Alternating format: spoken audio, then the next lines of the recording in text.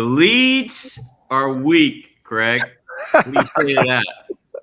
The leads are weak. You're weak. That's it. Classic. Leads are leads. Leads lists are leads, prospects. You never know. I go back to my days when I first started, and I was cold calling myself, which didn't last long. Obviously, hired somebody who was better than me at it, right? That wasn't my forte. Yeah. But you never knew, okay? You just never knew what the leads were on the cold call. Some of my best leads, my best clients were bastards on the phone. They were so mean on the phone. And then I got there, they were nice people. And so the rule of thumb there is that the guys that are really hard to get into when you're cold calling, everybody else quits on them. That means nobody saw them in 5 years or 10 years. They haven't seen a broker because everybody's been too weak to get in. Now, that was it right there. They're too weak to get in. So the guys, the reason that they're, rough and gruff on the phone is because it works 99% of the time. Only the 1% get through. Yeah. I think I don't know if your audio is your mic working there, but what do you think? I'm seeing lots of green lights. Tap on the mic. There you go. All right, it is. Yeah. What's up, guys? What's up, everybody's show? Kevin Grace is on LinkedIn. Let's see here. If you're watching in, you got to put us in the chat. We can't see, unfortunately, who's watching on the platforms anymore. They block them. All these privacy things. We used to have shows. We used to send out alerts. We got to figure out the text messaging. We're going to be redoing the site. It's going to be on virtualalliance.com. You'll be able to sign up to get emails, to get text alerts if you want, whatever you want. All in the works. Exciting stuff to come. But today, I mean, this is perfect timing, right? What do we talk about, Craig? When we go live on these shows, we do these shows. It's primarily what? It's primarily shit that we're doing this week or we're actually proactively working on right now. And no theory. Real shit. We're building out a list, and building a broker list is a lot harder, right? Because of targeting issues with titles. Okay. Very difficult.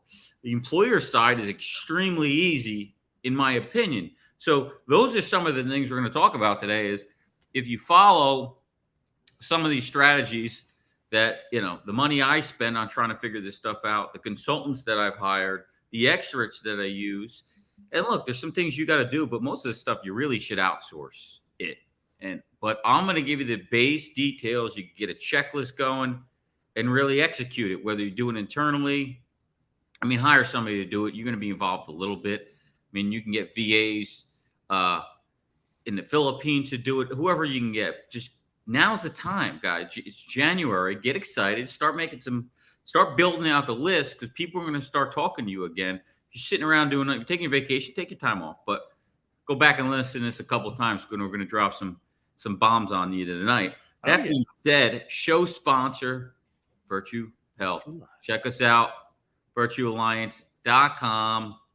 Also, we'll give a shout out to Catalyze Health for today. Who the hell's that? What is that? You guys don't know what Catalyze Health is. Look it up. You don't know, you better ask somebody. Greg likes to lay low. 500 employees or more. That's it. We're at 50 plus. So if you got clients in that vernacular, book a demo with us, and we will show you some great ideas, some of the sales strategies we're using. Not only use the product, but convert fully insured business over to self-funding with ease, with back-end support, so you don't get yourself in trouble and fired. Okay? So let's get into it. I think, so many different places I guess we could start, but I think what I want to start with today is figuring out segmentation of the list, right? Let's forget about the ICP for a second. What I used to do is when I'd run these lists is we talked about industry, right? Specifically, one of the best things to do is you've got to build these filters, whether you're doing it on LinkedIn, whether you're doing it from a lead source that you're using. And I'll drop some names on solutions and tools I was out on. Here you go. Well, geez, I only learned from a guy, went to his mastermind, Seamless.ai. Shout out to Brandon or Nansen over at Seamless AI. Guy built a $1 billion company in 4 years. He might know something or two about building a list. Well, it turns out that he has a B2B list system called Seamless.ai where you can download all these leads. You can filter all it. You can learn all these They got videos. I mean, they got everything to support on, hacks on. I mean, we went over hacks on how to build lists, ideas, all kinds of good stuff. Might find a pro. Software's super inexpensive. I got another buddy over there that I could put the gentleman's name in after I find his email in the middle here. I'll put it in the chat. You drop in chat, tell him Heads Up Advisors setting you to take care of you. But we've got to figure out who we're going over. So we look at, if you go online, you can research the statistic that I always want to know is we look at per employee per year healthcare costs, right? PEPY, 10,000 or more. Well, one way to back into things too is PEPYP, per employee per year profit margin, okay, of the company. So how much does the company make per employee, right? Go back to the story I always tell is my good buddy, mentor, Tom Emmerich, saved Walmart's ass. A lot of these other companies, Kmart, Sears, all went out of business because they couldn't control healthcare costs. Their per employee per year profit margin was $6,500 when he took over. Okay. If you get a 20% increase in healthcare, you're losing 20% of your profits, basically. Okay. So he really had to figure out how to fix this. What does that mean to you guys? That means that there is pressure on certain industries. That means that typically blue collars are the best for self-funding. Sometimes the risk isn't as good, right? Age demographic gets up there because they're loyal and they stay longer. So they're probably, based on age banding, they probably belong fully insured if they're over 45, 47 average age or older. But looking at industries with tighter profit margins, those are the blue collar industries. If you deal with white collar industries, attorneys, dentists, accountants, doctors, I flush them down the toilet. Those aren't the people you want to be meeting with. You want to chase everybody, go ahead. But we're not trying to make this a shotgun approach. You want to be more of a sniper, and I want to not turn shit into gold, okay? Stop trying to do that. Just play the law of large numbers, knowing that these industries primarily are not good. If you're not a public sector guy, stop trying to call them public sector, okay? Those people are juiced. They know who they're dealing with. They want to hear that you got other school systems. And you know what? They don't care about saving money. Man, one time, Craig, I met with a guy, and he said, look, John, that's all good, great. You save me money, but then my budget's less next year, and that actually hurts us. I mean, that's how this is how this is run. And you see why the country's in $30 trillion. Next year, probably going to be $40 trillion. Okay? Yeah. Dialing for dollars. That's what we're talking about. You want to dial for dollars, let's filter it down to specifics. Be more of a sniper here. Yeah. Okay. Talk to people that you know that you're good at, right? If you're good at talking to human resources people, talk to human resources people. The kind of not a CFO, but more like a controller, right? That's probably like in a bigger company, you'd have a CFO, you'd have a VP of administration, a chief operating officer. You got all this strata, all this hierarchy, but in smaller companies, it's flat, man. So the guy's not a CFO, or the gal, they're the controller, right? So they do operations, they do a little HR, they do a little bit of everything. So if you like talking to those people, figure out how to reach them. And then when you do your segmentation, if you create a persona, that's a really popular term these days, find the persona of the person that you want to talk to, who's your buyer. Because most of you are working in that sub 250 market. Find out who those buyers are, match up your strengths, your comfort level with that population, and work backwards. Kevin's put some little notes on there what he does. It's like, yeah, excellent. Thanks for sharing. I'm trying to find that gentleman's name here on LinkedIn. Kevin says, hey, I'm industry agnostic, and that's cool. But, I mean, as old as time, there's riches and niches. So if I'm really good at startups, okay, go for the startups. Yeah, right? I mean, the reality is like, if you've got, I mean, this is embarrassing to say, but this is a reality. When I first started, my first case was a AMCO station. Okay, so I said, "What the hell? I'm going to call everybody up and tell them that I'm the AMCO specialist in the state." Yeah.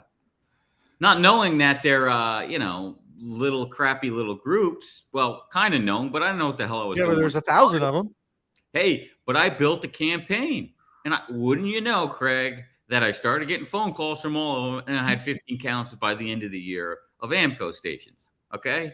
Now, what were they worth? They weren't worth nothing, but it got me going. It got me experience. It But got at me the time, it paid your bills. Yeah. It pays my bills. The funniest thing too is I used to back then. I used to walk in the first meeting. I used to walk in the first meeting with the broker of record because I thought that's what you're supposed to do. And these guys were treated so badly that most of them, okay, they would sign it because they hadn't seen their broker in a long time. I'm gonna give you the information right now for my buddy Jesse.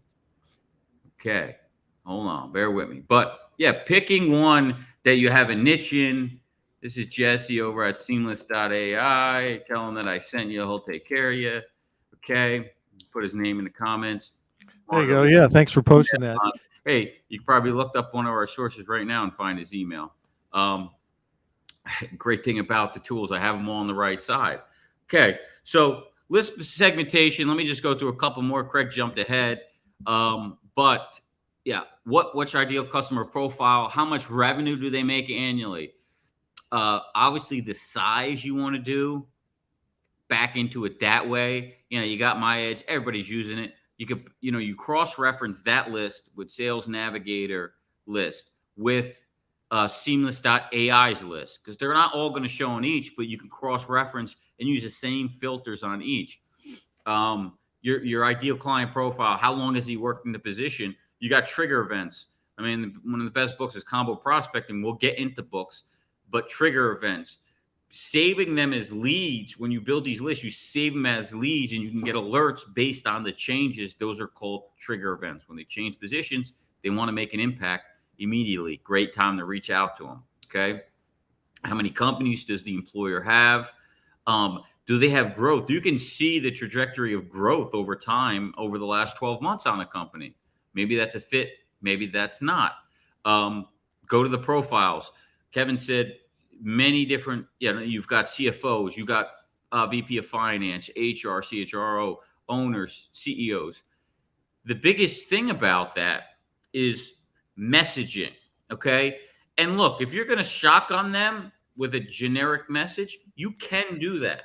Okay. Yeah, good luck. Your response rate is going to be less. Okay. So you got to make more at bats. If you direct your messaging to certain profiles, identities, specifically go on this identity of CEOs or CFOs and target your marketing and building stuff around that. I've given great ideas. I don't know if I did it on the podcast, but how to build a podcast in your area, interviewing your ideal client profile, let them tell their story. So everything is built specifically around that. The more you have, the more work it's going to be. You might want to focus on one or blast to all of them and then narrow down as you get further along. But I think you're going to need a marketing person to do that because it's not easy and it is some work. So working on your messaging. Now, building this list, you've got to have a place to house it. And I've spent tens of thousands, maybe 50 plus thousand easily on CRM systems over the last few years. Find out what I like, and everything's going to be different based on what you're trying to do. What I'm trying to do is different from you. There's a lot of good ones out there. It really just depends on what you're doing. You can give me an email and tell me your situation, and I'll maybe point you in the right direction on what may make more sense for you. Are you independent? Do you have a marketing team? Or your outsourcing marketing team? There's so many different ones. I have experience with a decent amount, but you got to have a place to keep them, and then hire an expert to set it up for you. Okay, you can go on Upwork. We have somebody we're using HubSpot, a lot more expensive solution, bigger money, can do a lot of things, but we not just using it just for CRM, we're using it many different other plugin solutions, APIs, Zapier if you want to connect. So get an expert to set it up for you to make it work, okay? Because that's going to be important to keep track of everything, building a pipeline of stages for what your prospect is in is important. Hiring an SDR, maybe we won't talk about that tonight because I got an expert that we could have on the show to talk about that, but we'll try to keep this one dialed in for tonight. So those 3 decision makers, 4 decision makers, whatever it is, I gave up on HR people in the ladder, and just stayed with what I stayed with. It just wasn't my forte. I couldn't speak to them anymore. They weren't hearing me. I lost my patience. But in the beginning, Craig, I was phenomenal. I was kissing ass all day long because I was super desperate. And then the patience wears down and you find out, all right, this isn't my ideal. Yeah, brother. Add 20 years of experience to your list and you got me. You become less needy and then you realize, okay, I want to focus on this. It's just a reality, not to say it's good or bad. It's There's just no right or wrong. You should match it up to what you're good at, what you're tolerant of, what you like doing. And then you can maximize, the possibilities. You can reach your potential, because if you keep, beating your head against the wall, doing stuff you don't like, it's going to show in your results most likely. Absolutely. Let's talk about getting some of the data, right? So we mentioned a couple. Yeah, where do you go? I'm gonna mention a couple here. So, I really like for the price for people in our market, I like the solution Seamless.ai. Okay, it's more fairly inexpensive in my opinion. Dirt cheap. Yes, to some of the other competitors out there. Unless you got buku bucks, it's a great solution. Okay, look into it. And basically, where you want to start is, again, filtering out, filtering. Don't try to go this wide. And, I got guys that are like, I'm calling on state, across the country. I mean, is that going to be as effective of a face-to-face meeting? Probably not. If you have clients there and you're going to travel there and do renewals, maybe. But, make it easy on your stuff. At least start with your market that you're going to have the most competitive advantage in, because every market is very different. It doesn't need to be huge, right? My recollection, Kevin is it's like in Missouri, right? Isn't he down there? And it's like, that's not a huge market, but he's carved out a really nice niche, him and his partner. So, doesn't have to be big, but if you're the one that everybody looks to, there you have it. Local's fine up to a point. Yeah, absolutely. I mean, this is new world. I mean, you may want to go, okay, I want to maybe live in this market. Here's Jesse's email. I'm going to put it in the chat. Maybe you want to go to a different market and you want to go, I want a vacation down here. I want to book renewals down here. So I'm down the shore. I'm in Florida in August and I do my renewals down there. Whatever lifestyle you want. We're in a world now that you can tax deductible vacations. Yes. You can do it and live it. Okay. So getting LinkedIn, I think LinkedIn Sales Navigator is phenomenal. It's built for businesses. Okay. So being able to target those people off of LinkedIn based on the company size, the location, and the job title, which are very specific in the employer market. For me in the broker market, very difficult. I had to back into it based on industry, so on and so forth. You can also select the industry of the organizations. What you want to do is go wide and then start testing the filters and see how many you can handle. Can you get 2,000 contacts for the time being, 3,000, 4,000, 5,000 contacts, depending on how big of a campaign you want to work. You may want to get 5,000 contacts and run a campaign to 500, right? Pull each profile. I would bang everybody from those companies and then pull their their titles, the HR, the CHR owners, and go after all of them. Combo pros from every single angle is what I would change the messaging based on their job title, please. Correct. Right. You can build a sequence for each different and tweak it a little bit.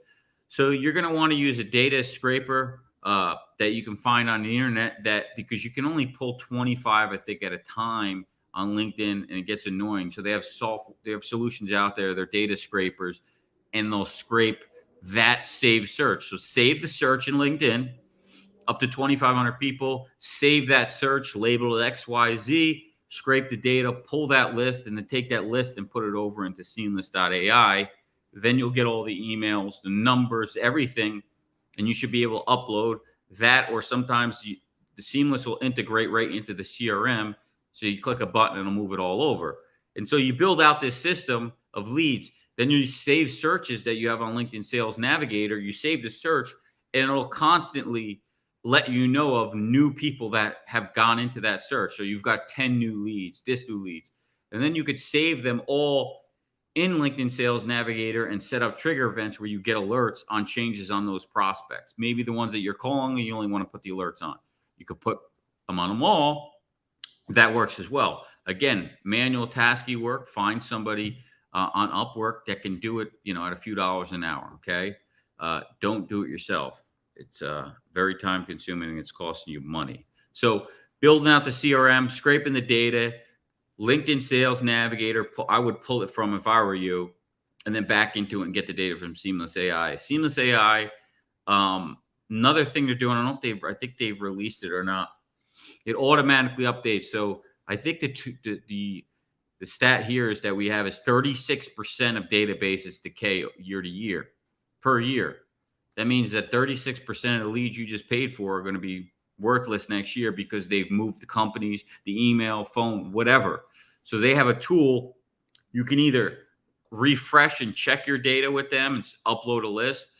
Their new solution, I'm not 100% sure if it's out yet. It'll comb through and clean all your data regularly. Obviously, you get paid per one that's updated, but so what? It's peanuts. You need the leads, right?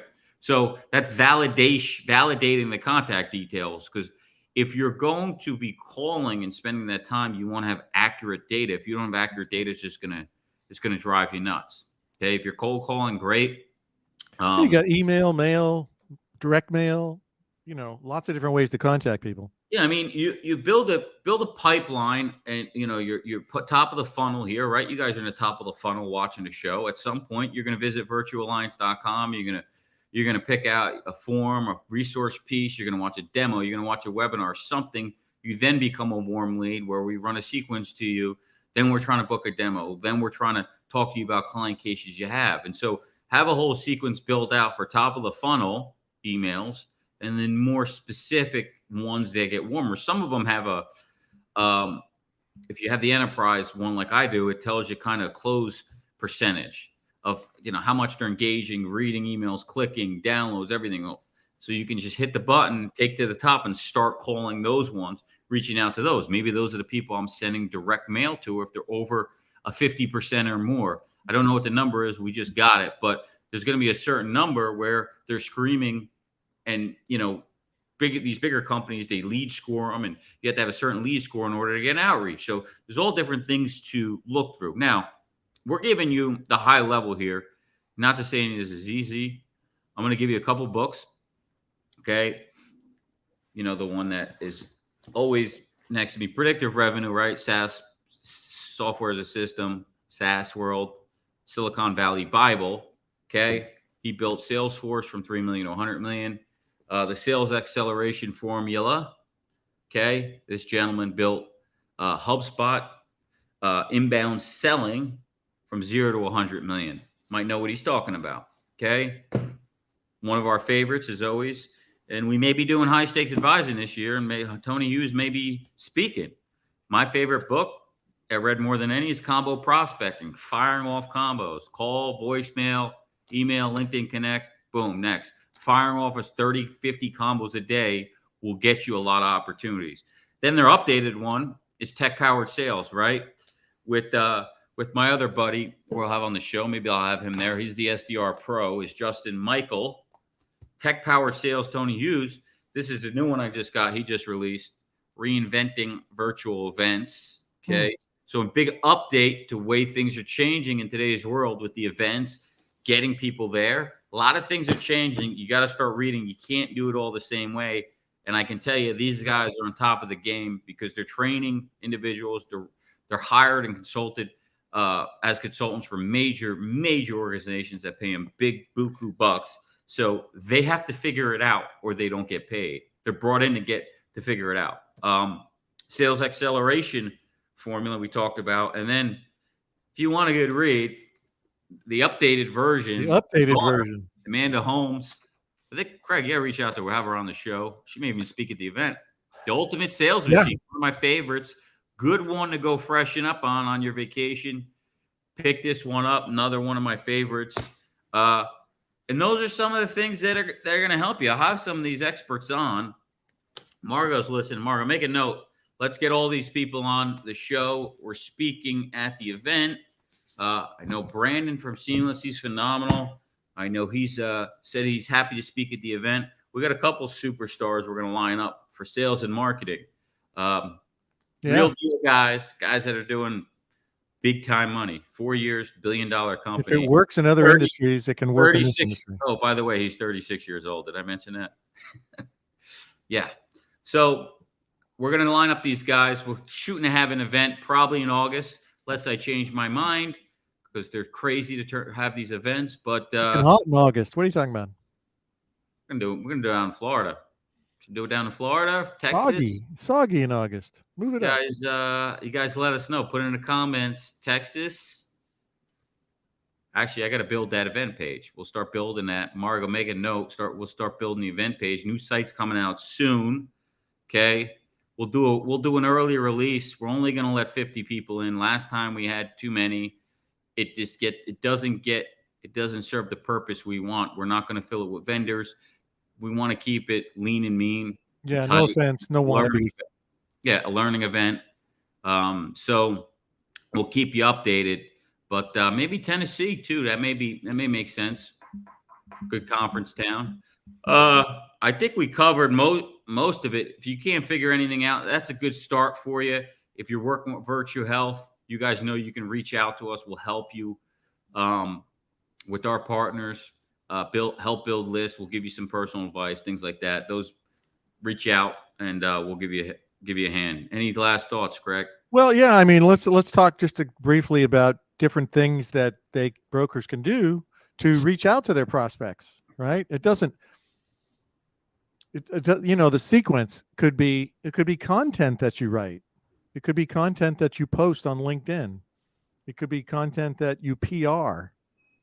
It could be videos. It could be a little snippet of you giving a talk, right? And you're saying something funny or something important and pointed. And you just create an endless array of meaningful, valuable content, even if it's not yours. Okay, this is something everybody thinks they have to do it themselves.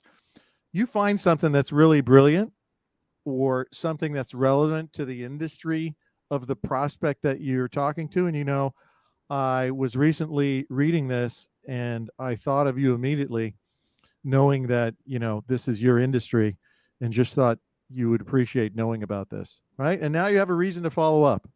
So it doesn't even have to be your content. It could just be really good, relevant contract that adds value and what I call makes a deposit in the mind of the prospect, so that later when you want to ask for a withdrawal, you'll have money on deposit in their brain. It's really a simple proposition. More deposits. Easier to take a withdrawal. You get to take. Too many people in this industry like to take withdrawals and run with them, but they don't run very long. That's what I can tell you. Yeah, it's not sticky when you. Yeah. Hey, recap here. Consider events and attributes when trying to find hot leads. Make use of web scraping tools to make B2B contact lists. Don't buy data, as it's not always the best and freshest information. Make a super targeted list of companies. Make use of filters. Remember that personalization and web scraping go hand in hand. Have keywords. Keywords. I've got to use keywords specifically to find health brokers because it pulls every insurance salesperson in the industry, which is a lot. Have a VA look through your list. Having the VA filter out titles. I have a thing we're building. It was like all these job titles. Make sure every one of these job titles in their filters. If you can't put that many job titles in, when you pull the list, filter for these job titles, get them out before they ever go into my CRM. Okay. Sometimes I'm doing it backwards, but now we're learning here. Okay. So make life easy on yourself. But that's it. I got to run. One more thing. John has mentioned numerous times, have somebody do it for you. So here's the question I'm going to leave you with. Everybody, think about this question when you're alone tonight. What activities do I do to prevent the growth of my business? That's it. What activities do I do that prevents the growth of my business? There you go. We'll leave it there. Heads Up Advisor, everyone. Thanks for joining us. We will see you next week. Same place, same time, as always, 7 p.m. Eastern, 4 p.m. Pacific, Thursday night. Heads Up Advisor. We're going to keep bringing it to you. Be good. Happy hunting.